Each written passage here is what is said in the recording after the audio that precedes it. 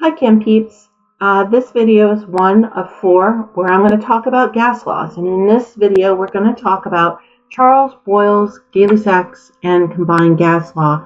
You can see in the formulas that I have 1s and 2s, and I apologize that my 1s and 2s are not subscripted. I'm having trouble with my software currently, so please excuse that. But you can see that we have P's and V's and T's with 1s and 2s. The 1s and 2s represent 2 different gas situations, and we're setting them equal to each other so that we can solve for an unknown variable. V stands for volume of the gas, usually in milliliters or liters. T, and this isn't always, this is something very important to remember, you'll get the problem wrong. T represents temperature in Kelvin. And if you don't remember from class, Kelvin will equal Celsius plus 273. And if we look at the second problem I have down here, you can see that it's in Celsius in the given, and we will have to convert it to Kelvin before we use the formula. And finally, P stands for pressure of the gas.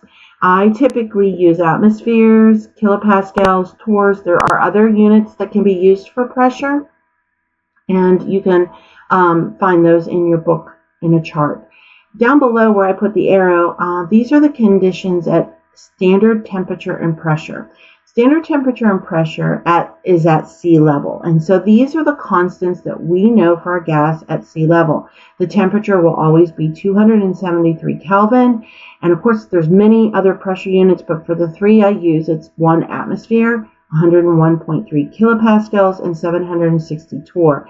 It's important to have this. One, you may be asked to use conditions at standard temperature and pressure, so you will have to know these to have some values in your problem.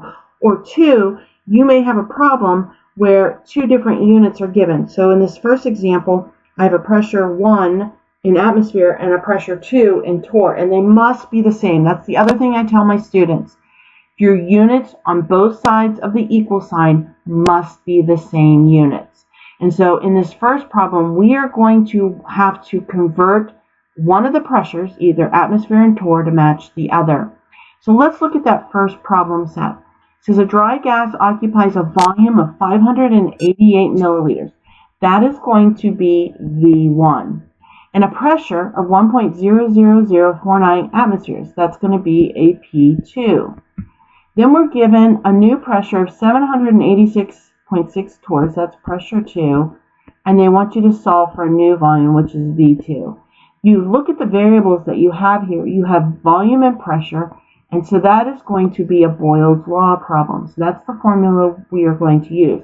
But let's first convert that 786.6 torrs into atmospheres so the units of P1 and P2 equal. We're going to use the standard temperature and pressure constants. So torr and atmosphere. So 1 atmosphere over 760 torr. And notice when I multiply and divide, my torr units will divide out. And my pressure 2 is actually going to be 1.035 atmospheres.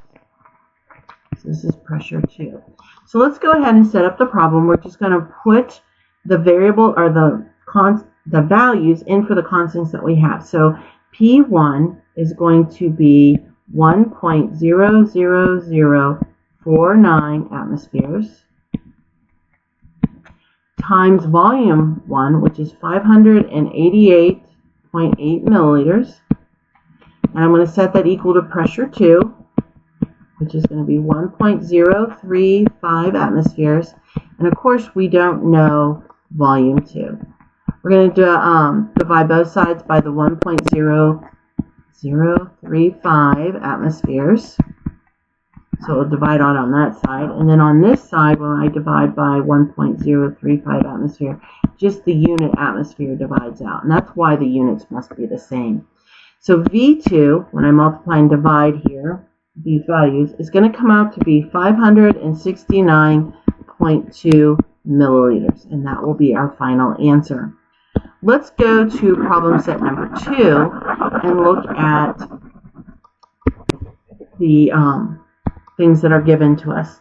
So it says a gas occupies a volume of 34.2 milliliters. So that's volume 1. and a temperature of 145 degrees Celsius, that's T1, and a pressure of 800 torrs, that's going to be P1. What will be the volume of this gas? So we want to find V2 at STP. So again, knowing the values at STP are going to be important because they don't give me pressure to or temperature to. But I can come over here and look at the constants. Temperature 2 is going to be 273 K. And pressure 2, if we keep to torrs, is going to be 760 torr. Now, I did tell you that the constants have to be the same. So I need the temperature not in Celsius, but in Kelvin. So my Kelvin temperature is going to equal 145 degrees Celsius plus the 273. And so Kelvin temperature, which is going to be T1, is going to be 418 K.